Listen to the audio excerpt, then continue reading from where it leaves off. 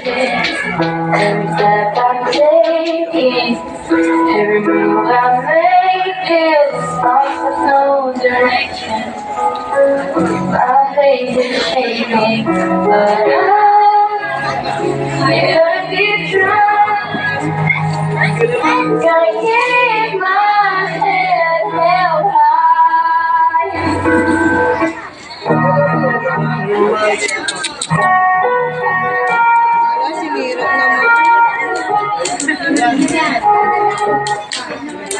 Ano ba yan?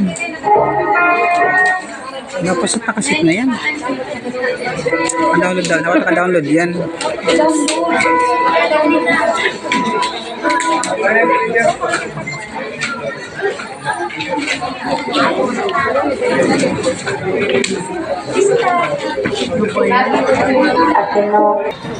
Sa mga teachers, sa mga mag-aaral na magtatapos ngayon, binabati ko po kayo ng congratulations po. Ano po? Inspirational message po, nasabi na rin po ni Ma'am Janine, ni Ma'am Sagapor. Masasabi ko lang po sa ating mga kabataan na patuloy lang po tayong mangarap. Kasi bagaman hindi po natin alam yung mga pupuntahan natin, sige lang, kung sakali mang mag-error po tayo sa mga unang pangarap natin, may mga pangalawang pangarap, pangatlong pangarap, sige lang po tayong mangarap. Ano po?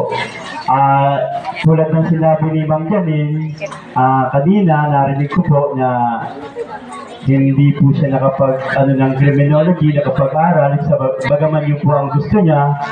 Pero dumating pa rin po yung panahon na natupad po rin yung pangarap niya, bagaman ang course niya is BSBA. Kaya every mangyayari sa buhay natin is posible pong mangyari. Kaya sa mga minamahal kong mag-aaral na magtatapos ngayon, katulad po ng inyong lingkod, marami rin po ako naging pangarap. Nag-aaral din po ako ng kolehiyo. Nangarap din po ako magturo, nangarap din po ako maging isang army, hindi po rin po natupad. Usually po nagkaroon na po ako ng physical test sa Tanay nung ako po ay bata pa. Hindi po ako pinalad, hindi po ako nakasama sa kuta. Anyway, nung dumating po ako sa barangay Sigamot, hindi ko rin po pinangarap na maging isang punong barangay. So every time po na mangyari sa ating buhay, hindi po natin masasabi na yun na po talaga, o yun na po ang katapusan, o yun na po ang simula. Sige lang po. Sa mga magulang, salamat po sa inyo sa pag-aaral sa inyo, pagpaaral sa mga anak. Katulad po na parati po ako nagsasalita, hindi rin po tayo perfectong magulang. May mga pagkukulang po tayo. Pero sa mga anak na nandito ngayon, patuloy po kayo magpasalamat sa mga magulang ninyo. Hindi man po sila kaganon kapursigido o kaya nila para mapag-aral kayo. Ang sakripisyo nila bawat araw, ang pagluto lang sa inyo ni Mama tuwing umaga, isa na po yung sakripisyo mga mag-aaral. So every time na ginagawa ng magulang, maliit man o malaki, pasalamatan yung mga mag-aaral.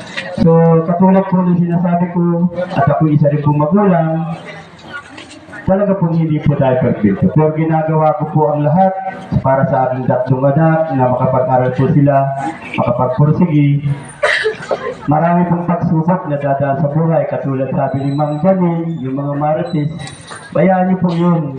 Kasi darating ang time, darating po ang time, sila rin po yung magmamarites na successful na po tayo. Ano po? So, congratulations, magsikat, at darating ang panahon, makukuha rin niyo po ang inyong mga maraming pangarap. Salamat po. Thank you so much.